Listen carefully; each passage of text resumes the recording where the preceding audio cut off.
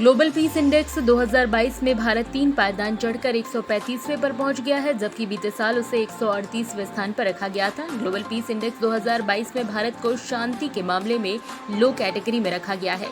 Iceland दुनिया में सबसे शांत देश है, उसके बाद न्यूजीलैंड और आयरलैंड है। यह खुलासा ग्लोबल पीस इंडेक्स 2022 की रिपोर्ट में हुआ है। रूस और यूक्रेन के बीच 24 फरवरी से जंग जारी है। रूसी सैनिक लगातार आधुनिक हथियारों से यूक्रेन के शहरों पर हमले कर रहे हैं। इस बीच रूसी सेना ने यूक्रेन के पश्चिमी ल्विव क्षेत्र में एक डिपो को नष्ट करने के लिए बुधवार को लंबी दूरी की मिसाइलों का इस्तेमाल किया। अमेरिका में गोलीबारी का एक और मामला सामने आया है। अल्बामा के वेस्टाविया हिल्स में सेंट स्टीफन चर्च में गुरुवार शाम कई लोगों को गोली मार दी गई। इसमें से 2 लोगों की मौत की खबर है। वेस्टाविया हिल्स पुलिस के विभाग ने न्यूज एजेंसी को जानकारी देते हुए यह बात बताई है। पुलिस ने संदिग्ध को कस्टडी में ले लिया है।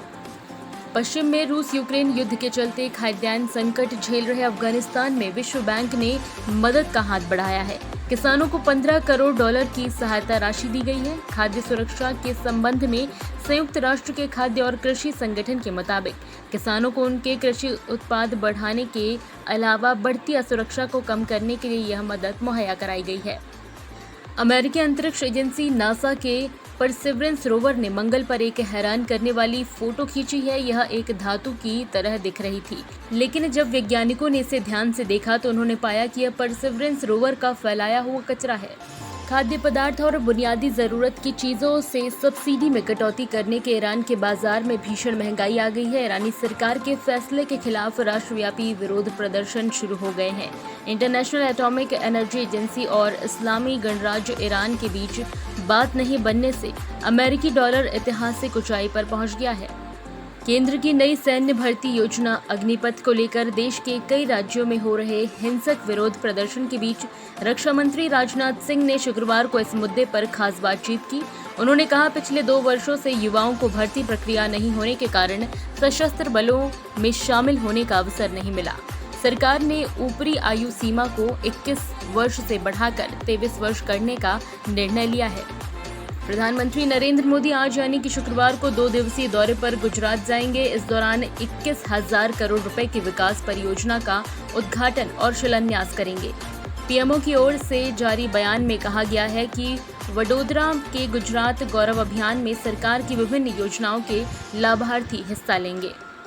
भारत और साउथ अफ्रीका के बीच 5 T20 इंटरनेशनल मैचों की सीरीज का चौथा मैच 17 जून को खेला जाएगा। दोनों टीमों के बीच यह मुकाबला Saurashtra cricket association stadium Rajkot में होगा। भारत के लिए यह मुकाबला करो या मरो वाला है। सीरीज में अगर भारत को बने रहना है तो उसे चौथे मैच को हर हाल में जीतना होगा। भारतीय टीम T20 सीरीज में 1-2 से पीछे है।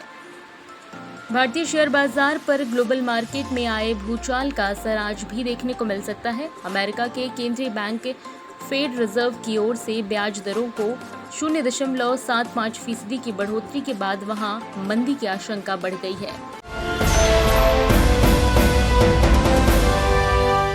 ताज़ा खबरों के लिए सब्सक्राइब करें JSR टाइम्स और साथ ही नोटिफिकेशन पाने के लिए बेल आइकन को दबाएं।